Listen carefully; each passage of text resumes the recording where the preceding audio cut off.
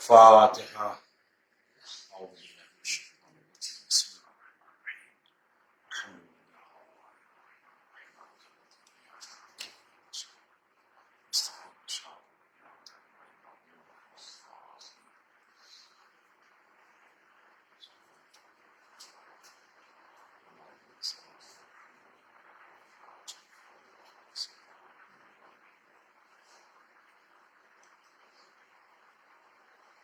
لا حول ولا قوة إلا بالله العلي العظيم.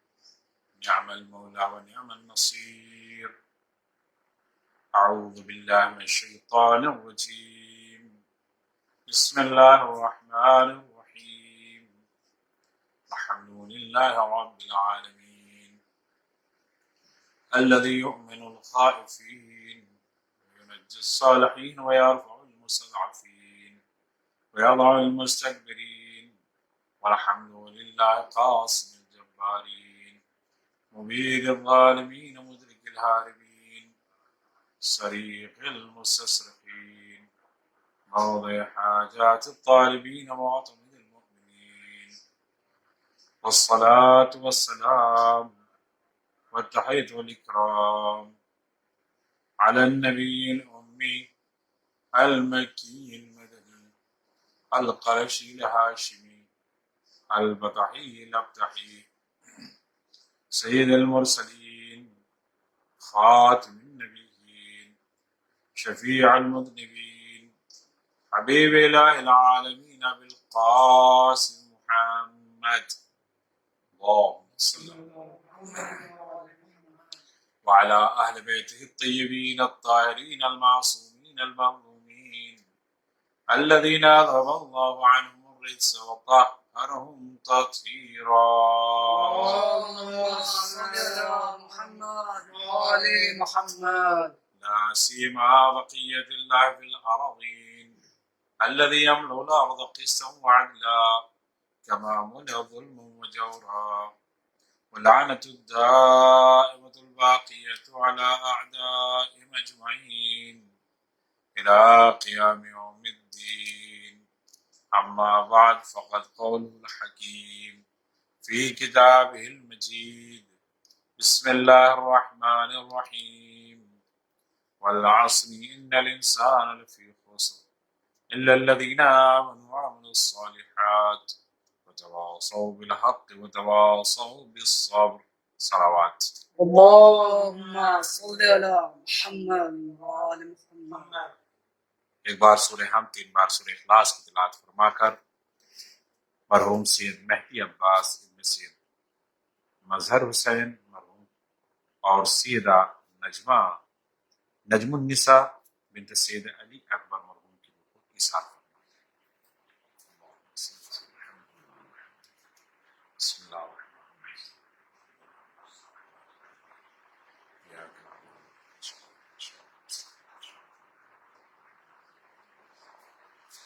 بسم اللہ الرحمن الرحیم. بسم اللہ بسم اللہ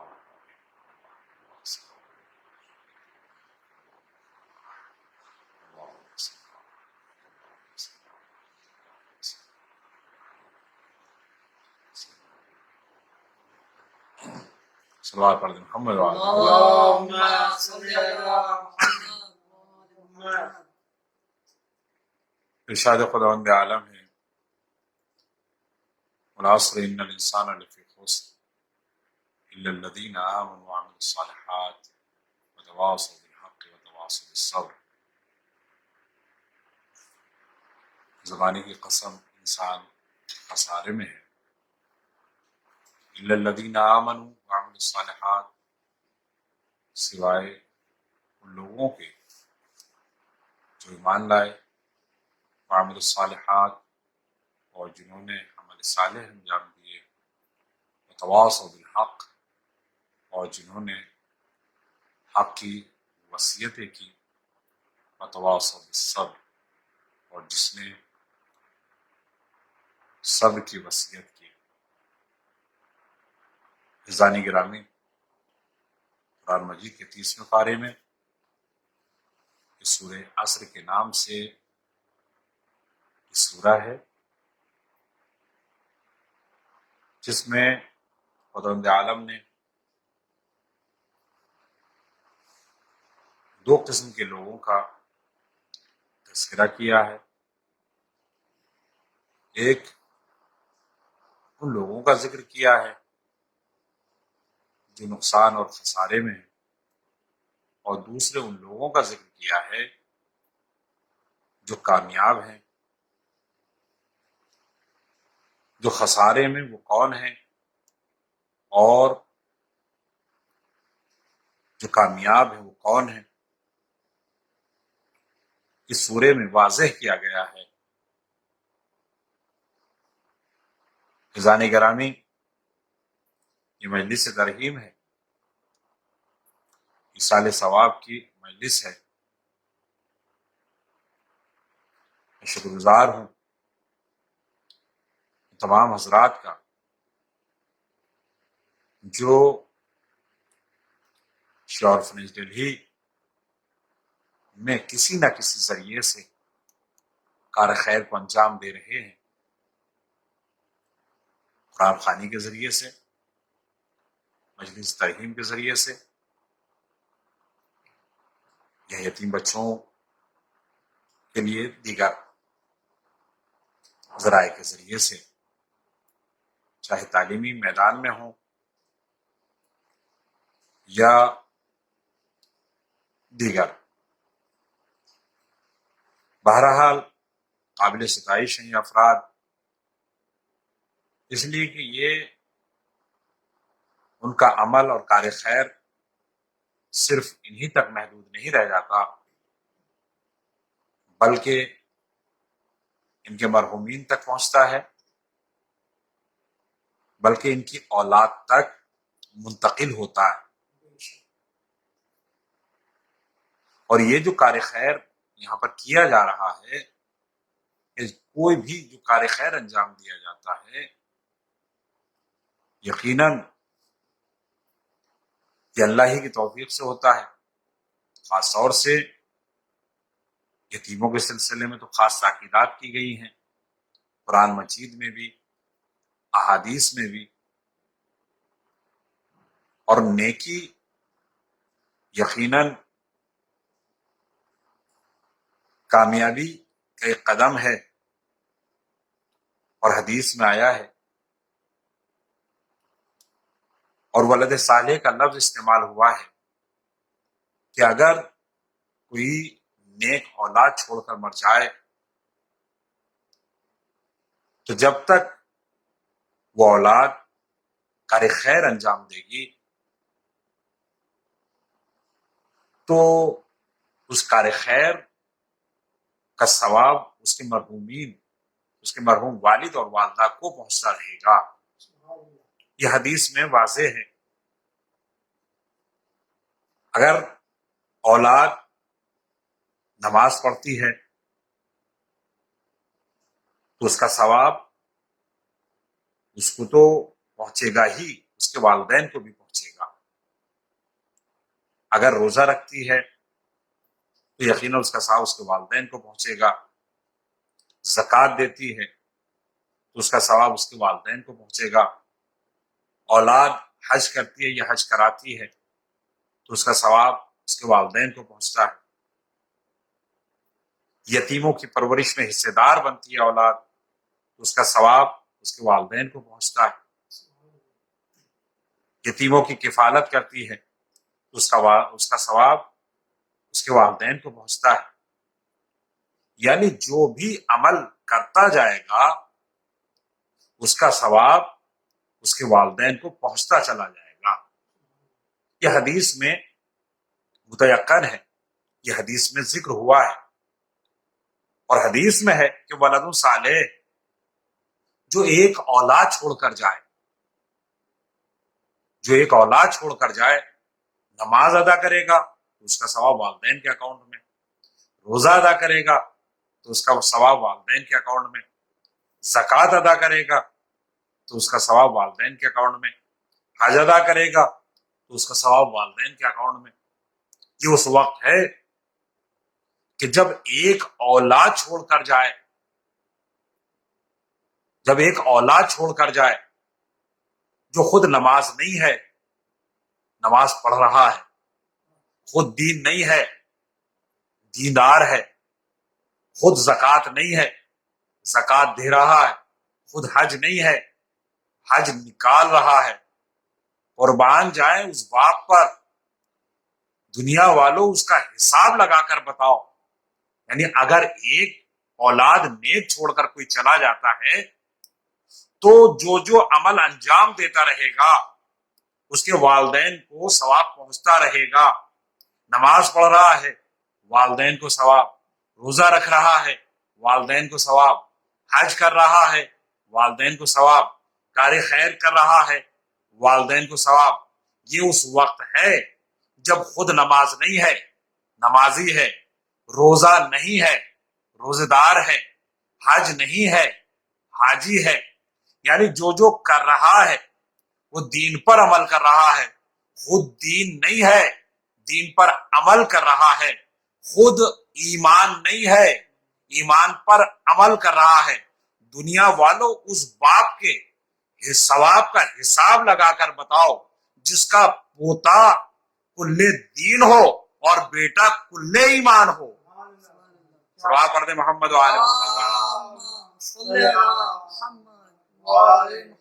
عزیزان گرامی، یہ ہے حدیث میں۔ تو یہاں جو بھی کار خیر کر رہا ہے کسی بھی ذریعے سے، مہدی صاحب مسلسل یہاں پر کار خیر کرتے ہیں یتیم بچوں کے سلسلے میں، ماشاءاللہ سے اللہ قبول فرمائے، ان کے والدین کی مغفرت فرمائے، ان کے درجات میں بلندی عطا ہو، ان کے والدین، ان کے والد مرحوم اور جو بھی مرحومین ہیں اعلیٰ علیین میں مقام عطا فرمائے۔ تو عزیزان گرامی، یہ جو میں نے سرنامہ کلام قرار دیا ہے سورہ عصر ہے، قرآن مجید کا مشہور و معروف سورہ ہے، جس کے بارے میں جس کا ترجمہ ہے والعصر ان الانسان لفی خسر، زمانے کی قسم، ہر انسان گھاٹے میں، خسارے میں، الا الذین، مگر وہ لوگ جو ایمان لائے، صاحبان ایمان ہوئے، الا الذین آمنوا وعملوا الصالحات، اور انہوں نے عمل صالح انجام دیے، وتواصوا بالحق، اور حق کی وصیت کی، وتواصوا بالصبر، اور صبر کی وصیت کی۔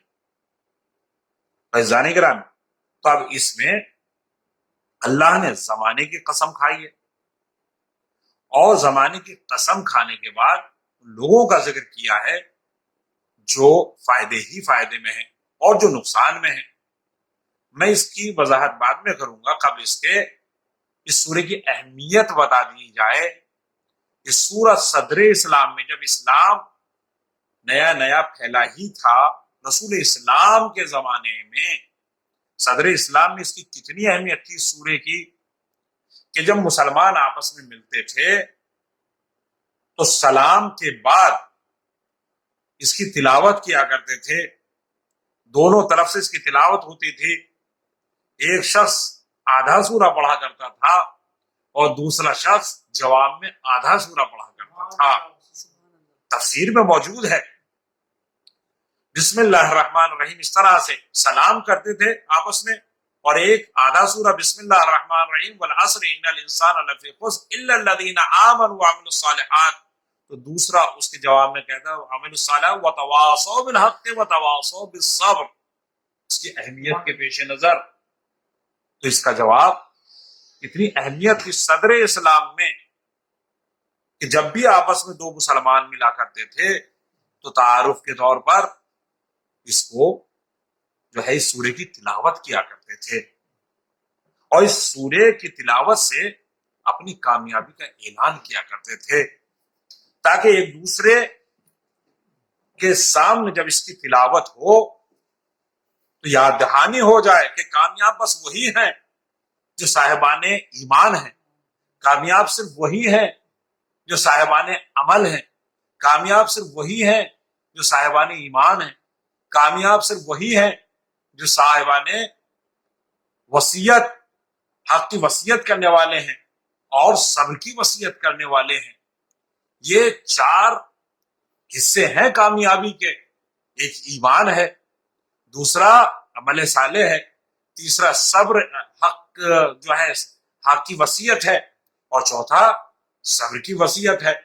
تو آپس میں سلام کے بعد جب تعارفاً اس سورے کی تلاوت ہوتی تھی تو ایک دوسرے کو یاد دلایا جاتا تھا کہ ہمیں ایمان پر باقی رہنا ہے، ہمیں عمل صالح انجام دینا ہے، ہمیں حق کی وصیت کرنی ہے، حق کو نہیں چھوڑنا ہے، اور ہمیں صبر کو بھی نہیں چھوڑنا ہے۔ تجدید کرتے تھے، ایک دوسرے کو یاد دلاتے رہتے تھے۔ یہ صدر اسلام میں ہے، صدر اسلام میں سورے کی یہ اہمیت ہے۔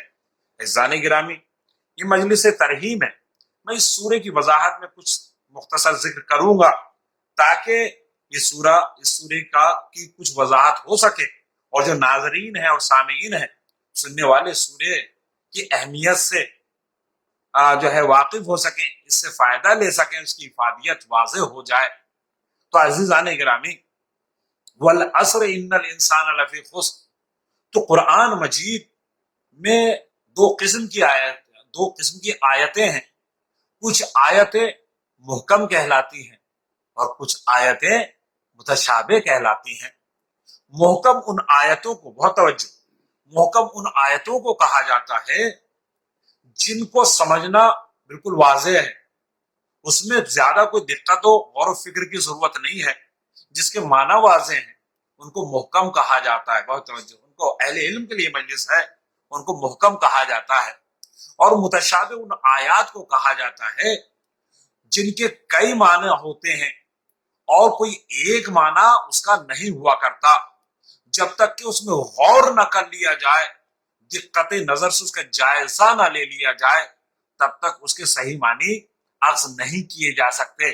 تو ظاہری نظر میں جس کے کئی معنی ہو اسے متشابہ کہتے ہیں، اور جس کے واضح کلیئر ہو، واضح ہو، اس کو محکم کہتے ہیں۔ اس سورے کے بھی 2 حصے ہیں۔ پہلا جو حصہ ہے والعصر، زمانے کی قسم، یہ متشابہ ہے، یعنی یہ واضح نہیں ہے۔ اس میں جو مفسرین ہیں انہوں نے کئی معنی مراد لیے ہیں کہ یہ جو زمانہ ہے جس کی اللہ نے قسم کھائی ہے وہ کون سا زمانہ ہے؟ وہ زمانہ ہے، اس میں جو قسم کھائی ہے یہ کس چیز کی قسم کھائی ہے؟ عصر، نماز عصر کی قسم کھائی ہے، یہ زمانے رسول کی قسم کھائی ہے، یہ زمانہ امامت یعنی امام زمانہ علیہ السلام کے زمانے کی قسم کھائی ہے، اور بھی مختلف معنی ہیں، مجھے تفصیلات میں نہیں جانا ہے، اور بھی مختلف معنی ہیں۔ تو اب یہ متشابہ ہے، جب تک غور و فکر نہ کر لیا جائے، جب تک محققین اس میں غوطہ زن نہ ہو جائیں، صحیح معنی واضح نہیں ہو پائے گا۔ تو یہ لفظ عصر جو ہے والعصر، یہ اس کے معنی متشابہ ہیں، ابھی میں اس کی وضاحت بھی کروں گا، اس کے معنی متشابہ ہیں۔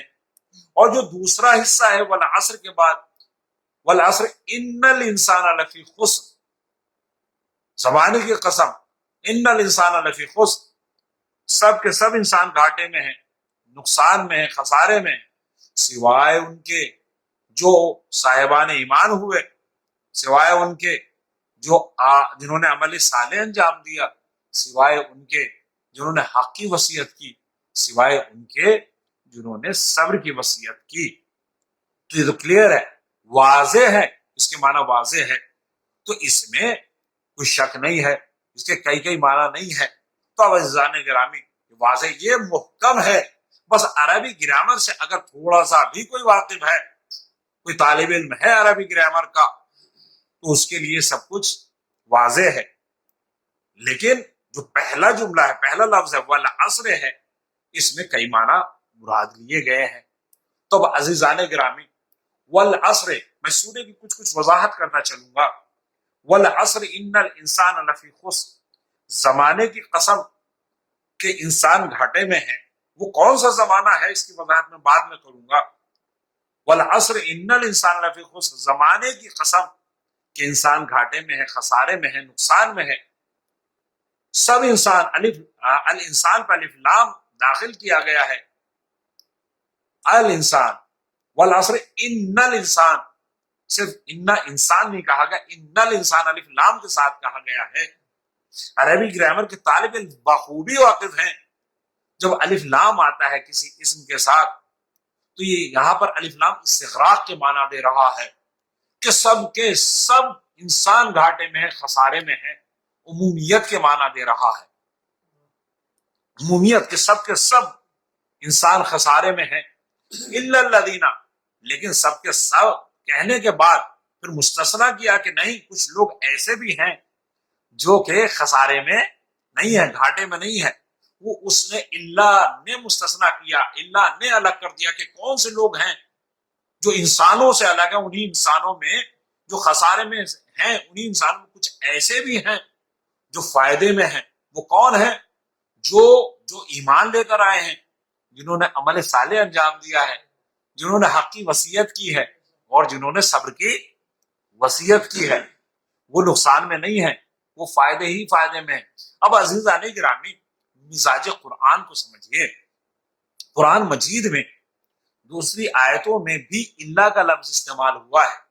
مثلا لفظی گفتگو کر رہا ہوں، لیکن اس سورے کی اہمیت کے پیش نظر واضح کرنے کے لیے لفظ اللہ بہت سی جگہ استعمال ہوتا ہے۔ لا الہ الا اللہ، لا الہ، اس کے بعد الا اللہ، تو ایک اللہ سے پہلے کا جملہ ہے اور ایک اللہ کے بعد کا جملہ ہے۔ جب کہتے ہیں لا الہ یعنی کوئی معبود نہیں ہے سوائے اللہ کے، تو جو اللہ سے پہلے ہوتا ہے وہ نقصان میں ہوتا ہے، اور جو اللہ کے بعد ہوا کرتا ہے وہ فائدے میں ہوا کرتا ہے۔ اور دیکھ لیجئے دوسرے سورے میں بسم اللہ الرحمن الرحیم والتین والزیتون وطور سینین، اس میں خداوند عالم نے قسم کھائی ہے، والتین والزیتون وطور سینین وہذا البلد الامین لقد خلقنا الانسان فی احسن تقویم ثم رددناہ اسفل سافلین، ہے نا؟ اس میں قسم کہ زیتون اور انجیر کی قسم، زیتون اور انجیر کی قسم، اور اے میرے رسول جس شہر مکہ میں تم رہتے ہو اس کی قسم، کہ ہم نے انسان کو بہترین خلقت پر پیدا کیا، احسن تقویم میں پیدا کیا، اس کے بعد ہم نے اس کو اسفل سافلین میں پسترین درجے میں اس کو پہنچا دیا۔ اس کے بعد الا الذین آمنوا وعملوا الصالحات، مگر وہ لوگ جنہوں نے جو ایمان لائے اور عمل صالح انجام دیے۔ سورہ 3 میں مجھے اس سورے کی تشریح نہیں کرنا مقصود ہے کہ اس میں 3 سے اللہ نے جو قسم کھائی ہے کہ انجیر اور زیتون کی قسم، تو انجیر سے کیا مراد ہے، کون شخصیتیں مراد ہیں، زیتون سے کون شخصیتیں مراد ہیں، اور بلد امین سے کون سا شہر مراد ہے، مجھے اس کی تفسیر میں نہیں جانا ہے، لیکن اس کی جو وضاحت میرا جو سورہ عصر ہے اس کی وضاحت کے سلسلے میں نے اس کو شاید مثال بنا کر پیش کیا ہے کہ والتین والزیتون وطور سینین وہذا البلد الامین لقد خلقنا الانسان فی احسن تقویم، کہ ہم نے، اللہ قسم کھا رہا ہے زیتون کی اور انجیر کی، کہ ہم نے انسان کو احسن تقویم میں پیدا کیا، احسن بہترین خلقت میں پیدا کیا ہے۔ ثم رددناہ اسفل سافلین، اور پھر ہم نے اس کو پسترین منزل میں پہنچا دیا۔ پسترین منزل میں کون سا انسان پہنچا؟ احسن تقویم میں اللہ نے اس کو بنایا اور پھر اسفل سافلین میں اس کو پہنچایا، وہ کون ہے؟ اس کی یہ بھی تفسیر میں موجود ہے، مجھے صرف اشارہ کر کے گزرنا۔ دشمنان اہل بیت اسفل سافلین قرار دیا، اور جو احسن تقویم ہے اور اللہ نے اسفل سافلین میں پیدا کیا، معذرت، اللہ نے احسن تقویم میں پیدا کیا اور اسفل سافلین میں پھر قرار دیا، لیکن اس کے بعد اللہ فرماتا الا الذین آمنوا وعملوا الصالحات، اسفل سافلین تمام انسانوں کو قرار نہیں دیا، ان میں سے کچھ ایسے ہیں جنہوں نے عمل صالح انجام دیا اور ایمان لے کر آئے۔ تو اللہ سے پہلے اسفل سافلین کی منزل میں ہے، وہ نقصان میں ہے، وہ خسارے میں ہے، اور اللہ کے بعد جن کا ذکر ہو رہا ہے جو ایمان لے کر آئے اور عمل صالح انجام دیا وہ فائدے میں ہے. تو یہ مزاج قرآن ہے کہ جو اللہ سے پہلے ہوتا ہے وہ خسارے میں ہوتا ہے، جو اللہ کے بعد ہوتا ہے وہ فائدے میں ہوتا ہے. سورہ 3 میں ہے. اور میں عرض کروں قل لا اسألکم علیہ اجرا الا المودۃ فی القربى، قل لا اسألکم علیہ اجرا الا المودۃ فی القربى، میں اجرت نہیں مانگتا، میں اجرت نہیں مانگتا. تو اب عزیزان گرامی فائدہ کیا ہے؟ اللہ کے بعد الا المودۃ فی القربى، فائدہ اس میں یہ ہے، فائدہ اس میں ہے کہ تم میرے اقربا سے محبت کرو. تو اللہ کے بعد جو ہے فائدے کا ذکر ہوتا ہے. تو اب یہ مزاج قرآن ہے. تو اس سورے میں بھی جو سورہ عصر ہے اس میں بھی یہی ہے، یہی اصول ہے، یہی مزاج کو بیان کیا گیا ہے. والعصر ان الانسان لفی خسر، زمانے کی قسم انسان خسارے میں ہے، گھاٹے میں ہے. الا الذین، اب اللہ گھاٹے میں، سب انسان گھاٹے میں ہیں، مگر اللہ نے کہا کہ نہیں کچھ ایسے بھی ہیں. کون ہے؟ اللہ کے بعد اس کا ذکر ہو رہا ہے. الا الذین آمنوا، سوائے ان لوگوں کے جو ایمان لے کر آئے، جنہوں نے عمل صالح انجام دیا، جنہوں نے حق کی وصیت کی اور جنہوں نے صبر کی وصیت کی. یہ فائدے میں ہیں، خسارے میں نہیں ہے. تو اب عزیزان گرامی یہ جو والعصر ہے، عصر کی قسم انسان خسارے میں ہے. الا الذین آمنوا وعملوا الصالحات، جنہوں نے عمل صالح انجام دیا وہ فائدے میں ہے. تو انسان بنتا کس چیز سے ہے؟ بہت توجہ اس سورہ کی وضاحت میں. اس میں قرآن مجید میں ارشاد ہو رہا ہے اسی سورہ میں والعصر ان الانسان لفی خسر، زمانے کی قسم بے شک انسان گھاٹے میں ہے، نقصان میں ہے، خسارے میں ہے. تو انسان کا ذکر ہے، انسان خسارے میں ہے. تو انسان بنتا کس چیز سے ہے؟ انسان دو چیزوں سے مرکب ہے، دو چیزوں سے بنتا ہے، روح سے بنتا ہے اور جسم سے بنتا ہے. بس عزیزان گرامی اللہ نے یہی کہا. روح، دیکھیے روح کا تعلق ایک یہ شے لطیف ہے، اور جو جسم ہوتا ہے یہ مادی شے ہے. اب الا الذین آمنوا وعملوا الصالحات، روح کامیاب انسان دو چیزوں سے بنا، ایک روح سے بنا اور ایک جسم سے بنا. روح کامیاب کب ہوگی؟ جب اس میں ایمان آئے گا. جسم کامیاب کب ہوگا؟ جب عمل صالح انجام دے گا. صلوات پڑھنے محمد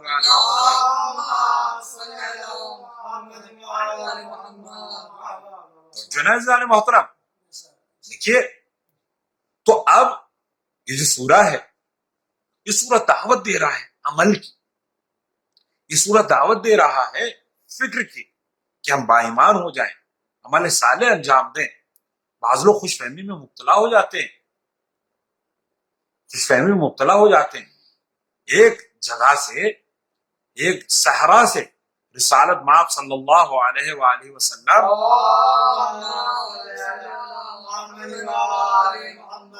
کا گزر ہوا صحرا سے. صحابہ سے کہا اے صحابیوں اس صحرا میں لکڑیوں کو تلاش کرو. تمام صحابی گئے، ان کو کچھ نظر نہیں آیا، لکڑیاں نہیں ملی. واپس آ کر کہنے لگے یا رسول اللہ کچھ بھی لکڑیاں نظر نہیں آئی. کہ جاؤ غور سے دیکھو، جو کچھ بھی مل جائے چاہے چھوٹی لکڑیاں ہی کیوں نہ ہو تلاش کر کے لے آؤ.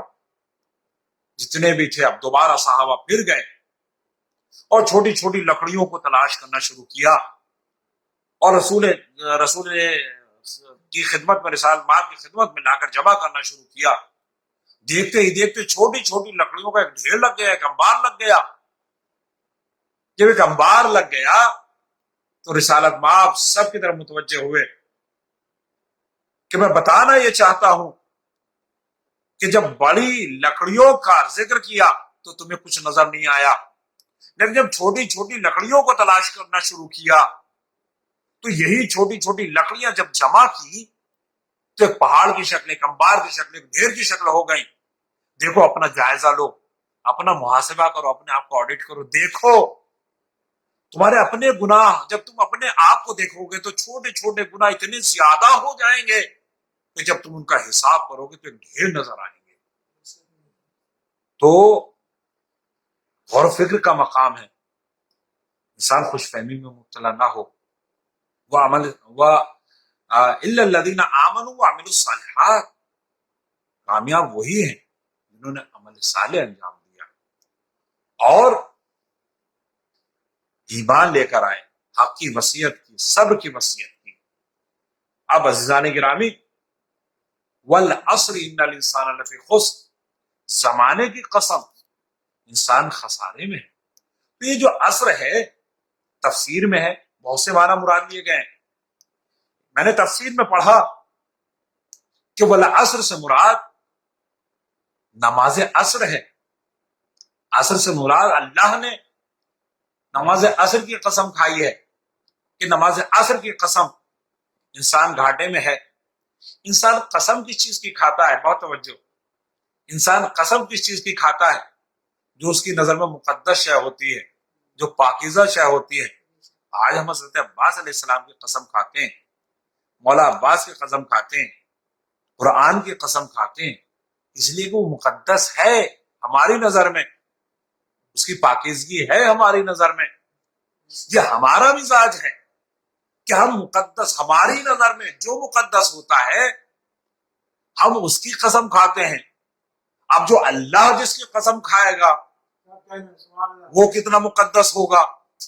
اللہ قسم کھا رہا ہے والعصر ان الانسان لفی خسر، نماز عصر کی قسم، ایک معنی یہ ہے نماز عصر کی قسم۔ تو عزیزان گرامی، جو نماز کے بارے میں ارشاد ہو رہا ہے، نماز کی بہت تاکید کی گئی ہے، نماز کے بارے میں ارشاد ہو رہا ہے انہا لکبیرہ الا علی الخاشعین، انہا لکبیرہ الا علی الخاشعین، یہ بہت ہی سنگین ہے، لوگوں پر نماز جو ہوتی ہے یہ بہت سنگین ہے، بھاری پڑتی ہے لوگوں کو نماز، مگر ان لوگوں کے، دیکھیں اللہ کے بعد کا ذکر آ گیا، الا علی الخاشعین، مگر وہ جو خوف خدا رکھتے ہیں ان کے لیے بھاری نہیں ہے، ان کے لیے بھاری نہیں، وہ فائدے میں، اللہ کے بعد جو بھی آ گیا وہ فائدے میں ہے۔ حافظوا، قرآن مجید میں ارشاد ہو رہا ہے حافظوا علی الصلوات والصلاۃ الوسطی، نماز عصر کی قسم کھائے نا، نماز کی حفاظت کرو، اس کے بعد والصلاۃ الوسطی، اور درمیانی نماز ہے اس کی حفاظت کرو۔ تو اب مفسرین بتاتے ہیں، ابھی میں عرض کروں گا کہ درمیانی نماز سے کیا مراد ہے۔ تو نماز جو ہے، نماز کو خداوند عالم نے معیار بتایا ہے برائیوں سے روکنے کا، یعنی جو مقصد نماز ہے وہ برائیوں سے روکنا ہے، اس لیے کہ قرآن مجید میں ارشاد ہو رہا ہے، بہت توجہ، ان الصلاۃ تنہی عن الفحشاء والمنکر، نماز، یقیناً نماز برائیوں سے روکتی ہے، منکرات سے روکتی ہے، فحشاء سے روکتی ہے، فحشاء والمنکر، فحش باتوں سے روکتی ہے، غلط باتوں سے روکتی ہے۔ تو مقصد نماز کیا ہے؟ مقصد نماز ہے غلط باتوں سے روکنا، نماز پڑھتے جائیے اور غلط باتوں سے روکتے جائیے۔ روزے کا مقصد قرآن مجید میں ارشاد ہو رہا ہے یا ایھا الذین آمنوا کتب علیکم الصیام کما کتب علی الذین من قبلکم لعلکم تتقون، روزے کا مقصد کیا ہے؟ اے صاحبان ایمان، تمہارے اوپر روزے فرض کر دیے گئے ہیں، روزے لکھ دیے گئے ہیں، کس لیے لکھ دیے گئے؟ لعلکم تتقون، تاکہ تمہارے اندر پرہیزگاری آئے، خوف خدا ہے، تم خدا سے قریب تر ہوتے چلے جاؤ، یہ روزے کا مقصد ہے۔ نماز کا مقصد ہے برائیوں سے روکنا، روزے کا مقصد ہے خدا کے قریب ہونا۔ تو اب عزیزان گرامی، نماز کا کیا مقصد ہے؟ نماز کا مقصد ہے کہ نماز برائیوں سے روکتی ہے، روزے کا مقصد خدا سے قریب کرتا ہے، جو خوف خدا پیدا کرے، جو تقوی الہی پیدا کرے، جو خدا سے قریب کرے، وہ روزے کا مقصد ہے۔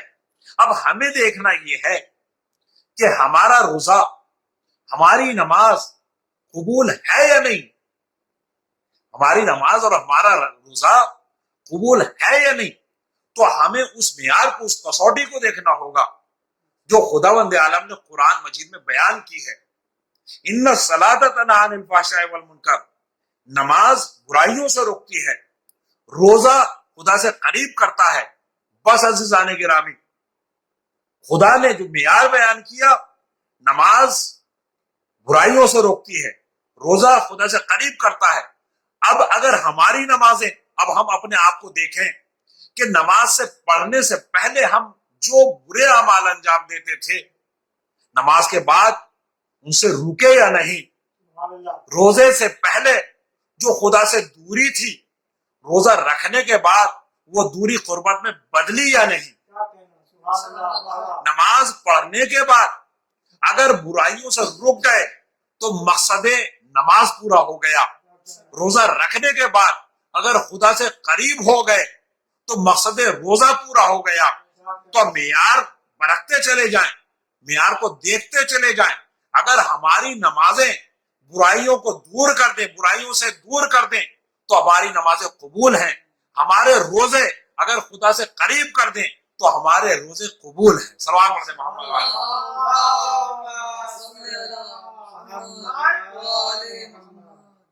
علیہ گرامی. والعصر ان الانسان لفی خسر، زمانے کی قسم.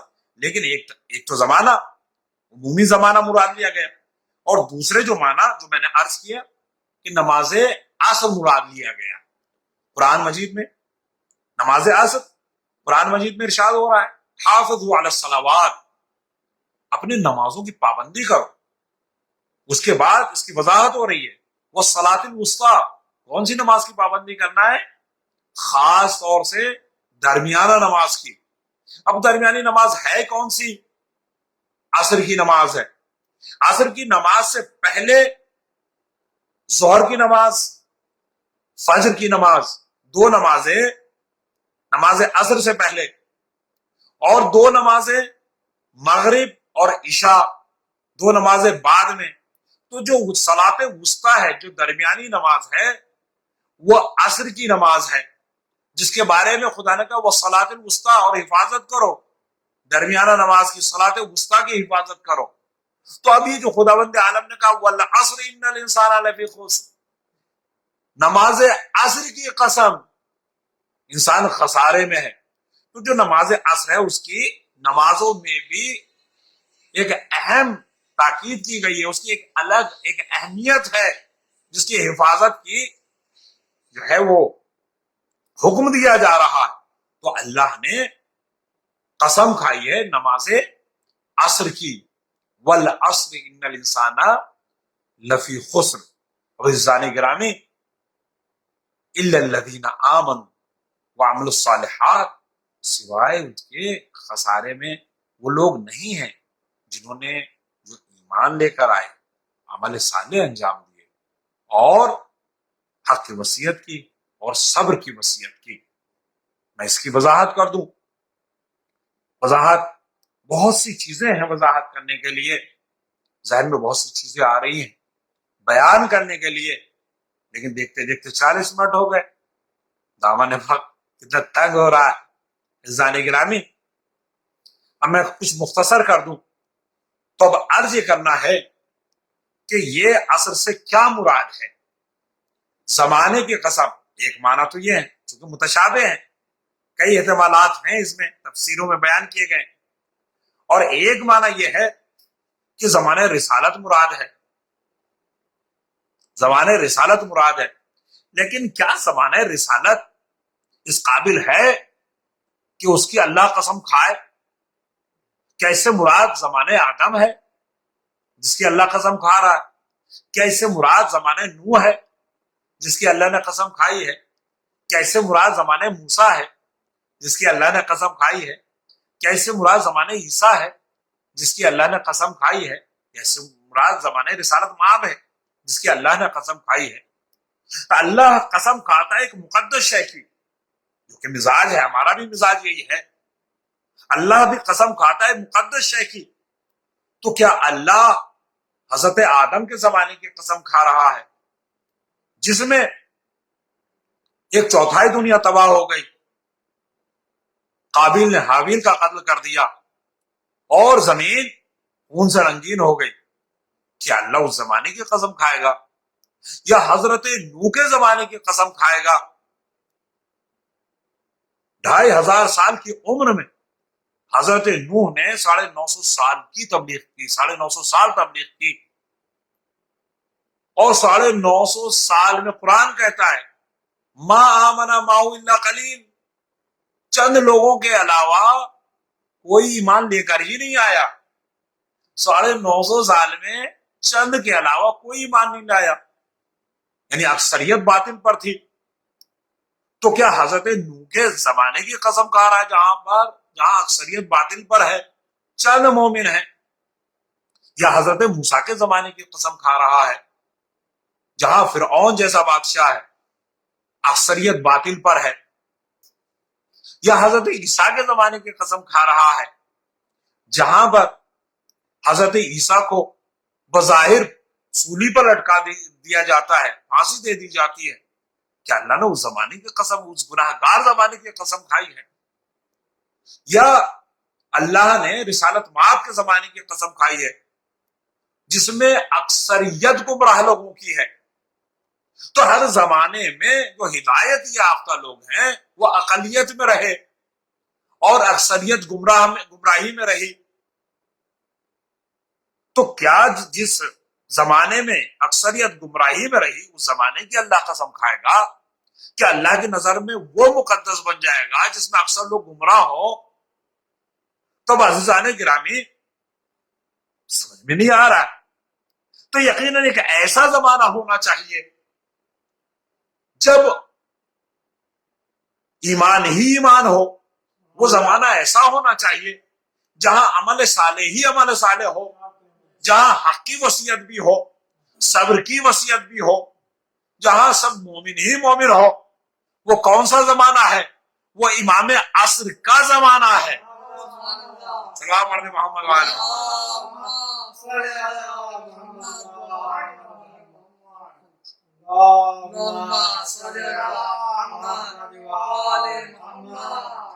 تو اللہ نے جو قسم کھائی ہے، تفسیر سے پڑھ رہا ہوں میں، اللہ نے جو قسم کھائی ہے والعصر، امام عصر کے زمانے کی قسم، جہاں پر امن و امان ہوگا، نہ کفر ہوگا، نہ شرک ہوگا، نہ الحاد ہوگا،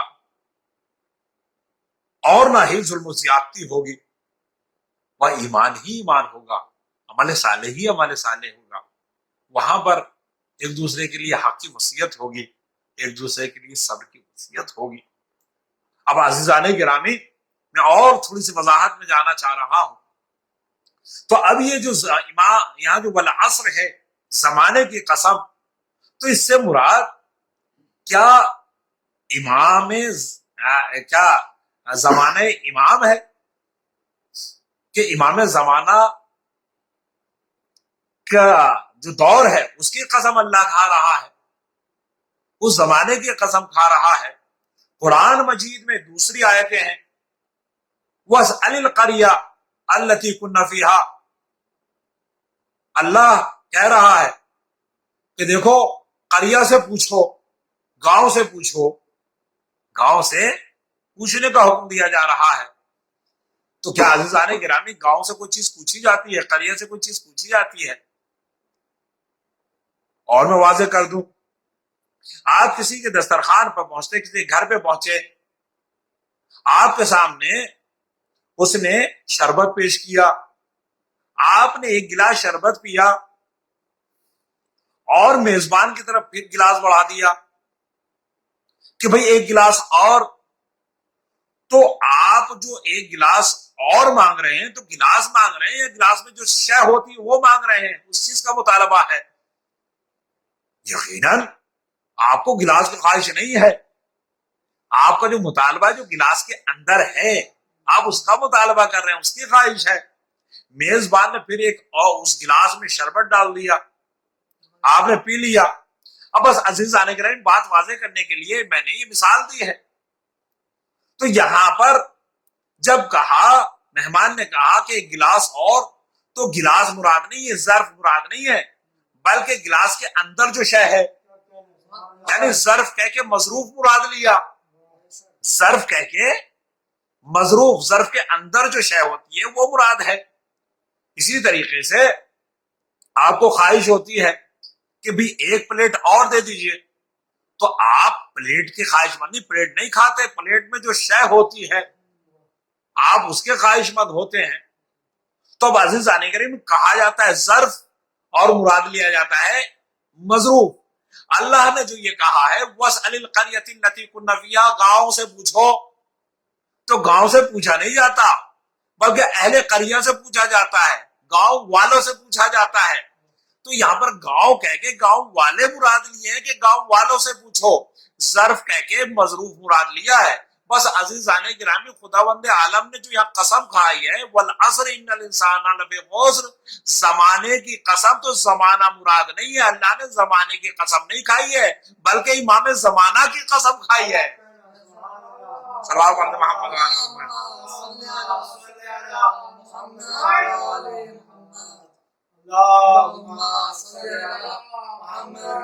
علی محمد۔ ثانی گرامی اس کے لیے بہت کچھ بیان کرنا رہ گیا، کتاب نے وقت میں گنجائش نہیں ہے، اور ایسال ثواب ہے مجلس، اللہ مغفرت فرمائے مرحوم کی مرحومت۔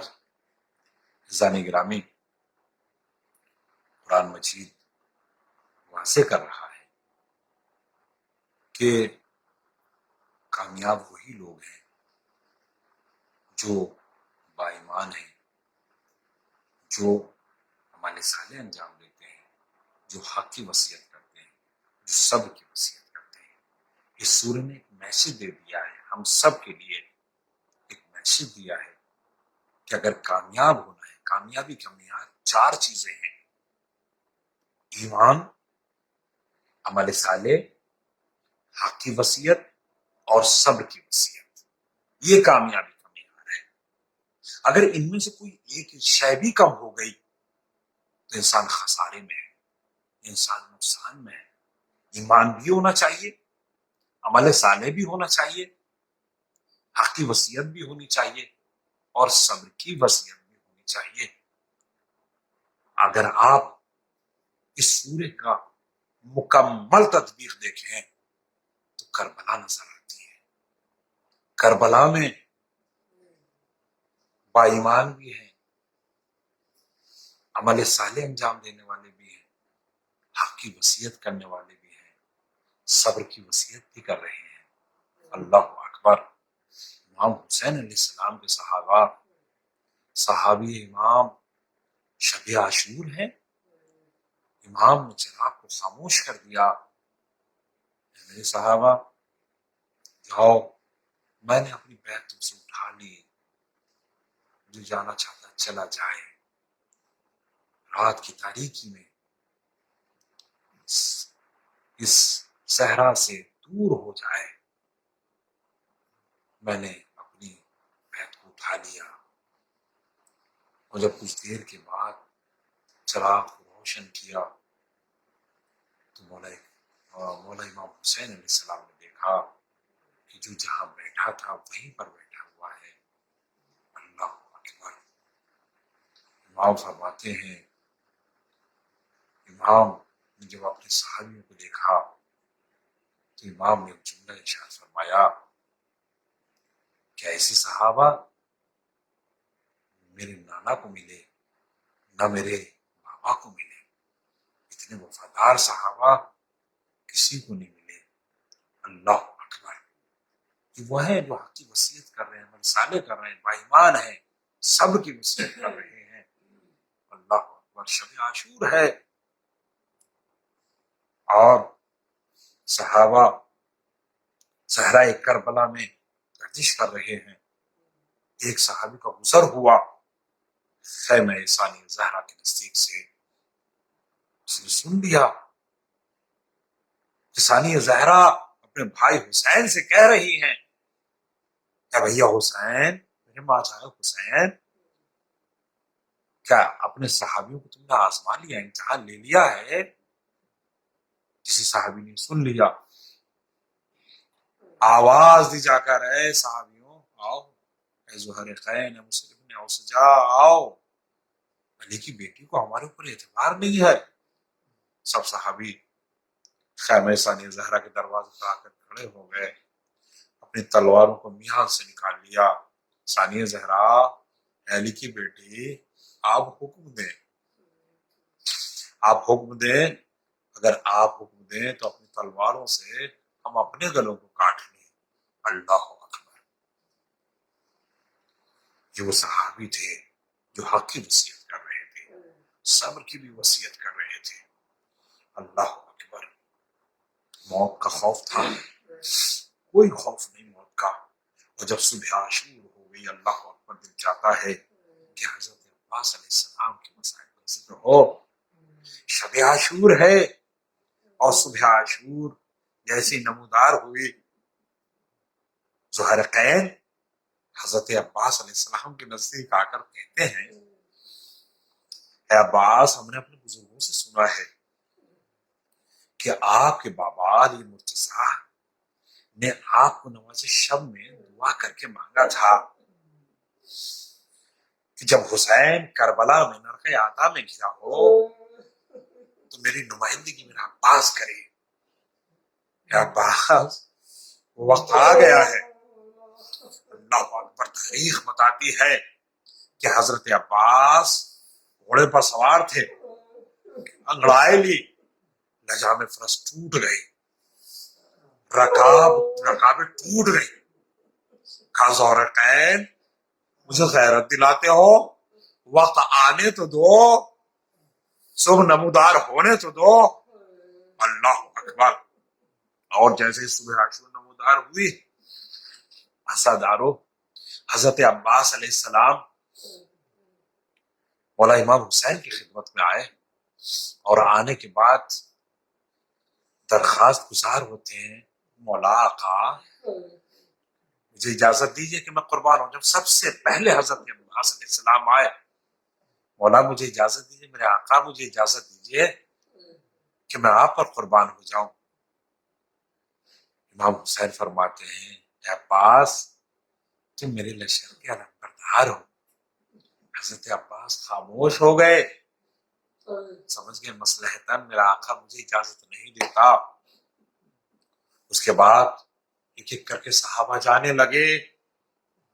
جب سب صحابہ شہید ہو گئے اور اب عزیز و اقارب کی باری آئی, اور ایک بار اونو محمد کے جنازے آئے خیمے میں, حضرت عباس نزدیک جاتے ہیں, مولا اونو محمد کے جنازے آ گئے, مولا اجازت دیجئے, اب تو اجازت دے دیجئے.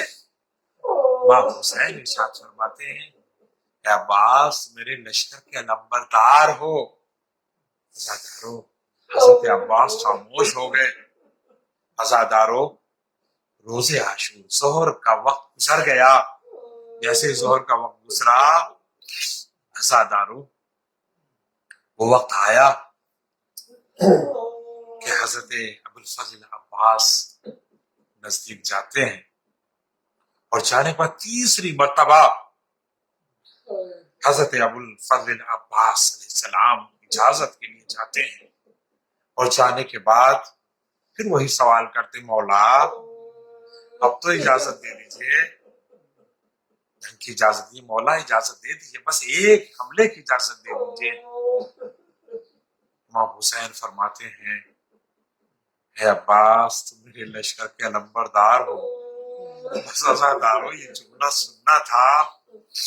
حضرت عباس کہتے ہیں, مولا وہ لشکر ہی کہا رہا, مولا وہ لشکر ہی کہا رہا جس کا میں نمبردار تھا. بس عزادارو, لیکن مولانا امام حسین نے اجازت نہیں دی. عزادارو, اسی لمحے حضرت عباس نے دیکھا, چھوٹی سکینہ کو دیکھا جو دروازے, خیمے کے دروازے پر, در پر مشکیزوں کو اٹھا رہی تھی. ایک مشکیزے کو اٹھاتی ہے اور اس کو ہلاتی ہے، دوسرے مشکیزے کو اٹھاتی ہے پھر ہلاتی ہے۔ ایک بار حضرت عباس نزدیک جاتے ہیں، بی بی کیا دیکھ رہی ہو؟ کہ چچا میں دیکھ رہی ہوں کس مشکیزے میں پانی ہے۔ ایک بار حضرت عباس کہتے ہیں اے بی بی سکینہ، ایک بار اپنے بابا سے اجازت دلا دو پانی کے لیے۔ بس آزادارو خشک سکینہ نے خشک مشکیزہ لیا اور اپنے بابا کی خدمت میں آئی کہ بابا سکینہ کے پپڑائے ہوئے ہونٹ دیکھیے، اس خشک مشکیزہ کو دیکھیے، اے بابا چچا کو اجازت دے دیجئے کہ پانی لے آئے۔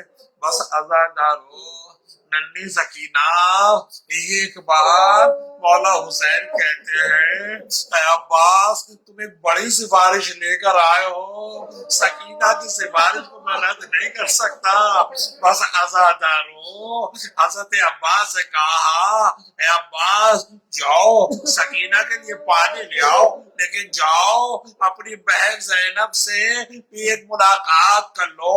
بس عزادارو حضرت عباس خیمے کے دروازے پر کھڑے ہو کر، خیمے میں داخل نہیں ہوتے، دروازے پر کھڑے ہو کر آواز دیتے ہیں آقا زادی خدا حافظ، آقا زادی الوداع۔ بس عزادارو جناب زینب در خیمے پر آئی اور آنے کے بعد کہتی ہے اے ابا میں تمہیں ایسے اجازت نہیں دوں گی جب تک کہ خیمے میں نہ آ جاؤ، زینب سے ملاقات نہ کر لو۔ بس عزادارو حضرت عباس خیمے میں گئے اور ایک بار جناب زینب نزدیک آتی ہیں اور آنے کے بعد فرماتی ہیں کہ ابا ایک بار میں کوفے میں تھی، بابا نے مجھ سے کہا تھا اے زینب ایک وقت آئے گا یہ کوفہ ہوگا، تمہارے ہاتھوں میں رسد بندی ہوگی، بے مقنع و چادر تمہیں پہنایا جائے گا۔ اے ابا میں سوچتی تھی یہ کیسے ممکن ہے، لیکن ابا اب مجھے یقین ہو گیا، وقت آ گیا۔ بیویوں کو اکٹھا کیا، اے بیویوں آؤ دیکھو جب میں مدینے سے چلی تھی تو زینب نے تم سے ضمانت لی تھی، تمہارے پردے کی ضمانت لی تھی، اے بیویوں میں اپنی ضمانت اٹھا لیتی ہوں، میرا پاس جا رہا ہے، اے بیویوں اب وقت نزدیک ہے۔ بس عزادارو جب ہمیں اسیر بنایا جائے گا، عزادارو حضرت ابا گھوڑے پر سوار ہوئے اور سوار ہو کر، مجھے تفصیلات میں نہیں جانا ہے، سوار ہوئے اور میدان کی طرف رخصت ہوتے ہیں۔ عزادارو کئی ہزار کی فوج اشکیا تھی، دور ہٹتی چلی گئی، حضرت عباس کو دیکھا راستہ دیتی چلی گئی۔ عزادارو علم کو اٹھائے ہوئے حضرت عباس نہر کی طرف بڑھ رہے ہیں۔ عزادارو جناب سکینہ نے بچیوں کو جمع کیا اور بچوں کو جمع کرنے کے بعد سب کے ہاتھوں میں کوسے دے دیے اور اس کے بعد ایک بار کہا اے بچوں دیکھو وہ میرے چچا کا علم ہے، وہ میرا چچا جا رہا ہے، دیکھو مشکیزیں ہاتھ میں لو پانی آنے والا ہے۔ اللہ اکبر، جزاکم اللہ جزاک خیرہ۔ آپ کی آواز گریہ بلند ہے، مال مجلس یہی ہے، حق مجلس یہی ہے، عزاداروں کے گریہ کیا جائے۔ ارے شہزادی آ گئی ہماری مجلس میں ان آنسوؤں کو لینے کے لیے، اس لیے کہ اس کی مجلس ہے۔ ارے جس کے لیے رونے پہ بھی پابندی تھی، ارے سکینہ جب ہائے بابا کہہ کے روتی تھی، ارے جب ملاؤں تازیہ نے مارتا تھا تو باجے مارتا تھا۔ جزاکم اللہ جزاک خیرہ۔ عزادار ہو حضرت عباس نے اپنے گھوڑے کو ترائی میں اتار دیا، خشک مشکیزے میں پانی بھرا۔ عزادارو ایک بار حضرت عباس نے پانی کی طرف دیکھا، عزادارو پانی میں نظر آتا ہے نا، ادادار ہو انسان کو اپنا عکس نظر آتا ہے نا، لیکن حضرت عباس کو ارے سکینہ کا عکس نظر آیا۔ ایک بار کہتے ہیں اے بی بی سکینہ، ارے یہ جانور بھی پانی نہیں پیتا۔ اللہ اکبر۔ آزادار ہو حضرت عباس علیہ السلام ترائی سے نکلے، خیمے کی طرف بڑھے، تفصیل سے قطع نظر خیمے کی طرف بڑھتے جا رہے ہیں۔ حضرت عباس آزادار ہو، حضرت دشمن اکٹھا ہوتے ہیں، آزادار ہو حضرت عباس کے دانے بازو پر وار کیا، دانا بازو قلم ہو گیا، بائیں بازو پر وار کیا، بائیں بازو قلم ہو گیا۔ آزادار ہو جناب سکینہ نے دیکھا علم کو جھٹکا لگا، علم گر گیا ہے۔ آزادار ہو بچوں سے کہا اے بچوں ارے کنویں سے پھینک دو، اپنے ہاتھ اٹھا لو، میں دعا کرتی ہوں اپنے چچا کے لیے، تم آمین کہنا۔ آزادار ہو، آزادار ہو، ادھر سکینہ ہے دعائیں کر رہی ہیں۔ آزادار ہو ارے حرملہ کا آج سے شعبہ تیر لگا، مشق سکینہ کو چھیدتا ہوا، بس آزادار ہو پانی بہ گیا۔ آزادار ہو ایک دعا کی تھی حضرت عباس نے، ہاتھ نہیں تھے حضرت عباس کے، حضرت عباس نے دو دعائیں کی اس موقع پر۔ پہلی دعا یہ تھی کہ پروردگار، اچھا جب آپ دعا کرتے ہیں تو اپنے ہاتھوں کو اٹھاتے ہیں نا، ارے مولا عباس نے کس طرح دعا کی ہوگی۔ آزادار ہو مولا عباس نے دعا کی، آسمان کی طرف نگاہیں کی، پروردگار یہ پانی سکینہ تک پہنچ جائے۔ اللہ اکبر۔ اور جب پانی بہ گیا، جب پانی بہ گیا تو حضرت عباس نے دوسری دعا کی، پروردگار اگر میری پہلی دعا قبول نہیں ہوئی تو عباس کی ایک اور دعا ہے، پروردگار اگر پانی نہیں پہنچا تو عباس کا لاشا بھی نہ پہنچے خیمے تک، سکینہ تک۔ اللہ اکبر۔ بس آزادار ہو، آزادار ہو گھوڑے کو موڑ لیا، آزادار ہو دشمنوں کی فوج اکٹھا ہو گئی، فوج سمٹ آئی، ایک شقی نے گرز مارا، ایک شقی نے آنکھ میں تیر مارا۔ آزادار ہو ارے فرزند امیر المومنین پشت فرس پر رہ نہ سکا، عباس زمین پر آئے۔ ارے تصور کیجئے ارے جس کا کوئی ہاتھ نہ ہو، سر پر گوز لگا ہو، آنکھ میں تیر ہو، ارے جب وہ گرا ہوگا تو کس طرح سے گرا ہوگا۔ آواز دی یونا رسول اللہ، عباس کی مدد تو پہنچیے، عباس کا آخری سلام۔ آزادار ہو حسین کے کانوں میں آواز پہنچی، حسین نے کمر پکڑ لی، الان ان کا سرفداری، عباس تمہارے مرنے سے حسین کی کمر ٹوٹ گئی۔ حضرت امام حسین حضرت عباس کے سرانے پہنچے، وصیتیں سنی، روح قبض سے پرواز کر گئی۔ ارے عباس کا علم اٹھایا، خیمے کی طرف لے کے چلے، اور جب خیمے میں پہنچے سکینہ نے دیکھا خالی علم ہے، میرے چچا نہیں ہے۔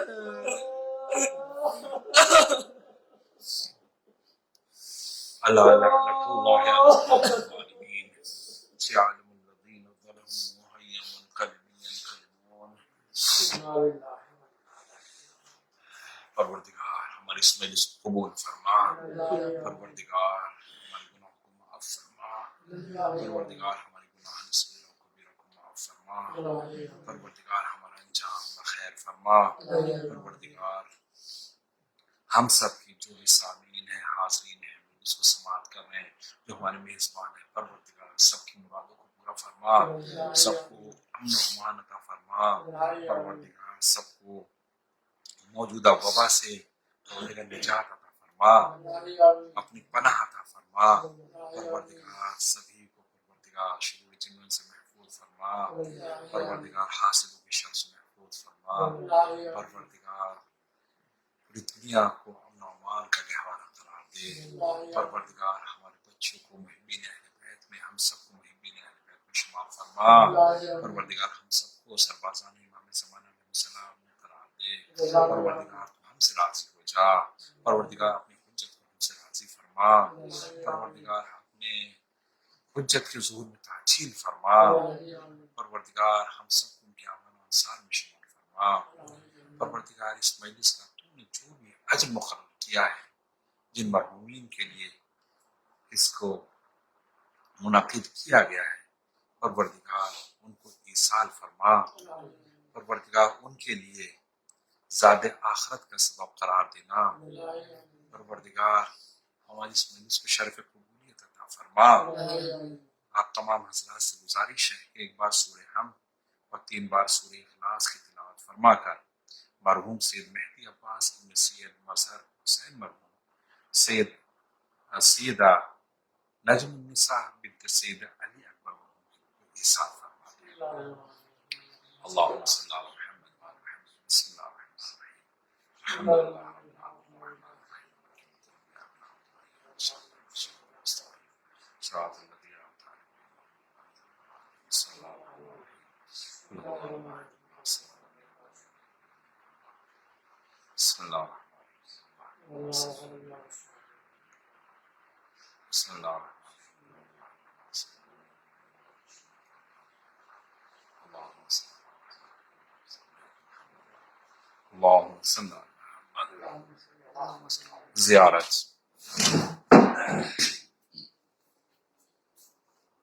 صلی اللہ علیہ یا رسول اللہ، السلام علیکم یا ابا عبداللہ، السلام علیکم یا رسول اللہ، السلام علیکم یا امیر المؤمنین، السلام علیکم یا سید الوسیل، السلام علیکم یا فاطمة الزہراء سید النساء العالمین، السلام علیکم یا خدیجة الکبریٰ، السلام علیکم وعلی آبائک الطاہرین، السلام علیکم وعلی ابنائک المعصومین ورحمۃ اللہ وبرکاتہ، السلام علیکم ایھا الغرباء، السلام علیکم معین الضعفاء والفقراء، السلام علیکم اشد الشموس، السلام علیکم انیس النفوس، ایھا المدفون قاعد الطوس، السلام علیکم ایھا السلطان یا ابا الحسن یا علی بن موسى الرضا الراضی بالقدر والقضاء، ارواحنا واسلام لك الفداء، السلام علیکم وعلی اختک معصومہ بكم ورحمۃ اللہ وبرکاتہ، السلام علیکم صاحب العصر والزمان، السلام علیکم خلیفۃ الرحمن، السلام علیکم شریک القرآن، السلام علیکم تفسیر الفرقان، عجل اللہ تعالی فرجک وصح اللہ تعالی مخرجک وظہورک وجعلنا اللہ من عوانک وانصار ورحمۃ اللہ وبرکاتہ۔ اللهم صل على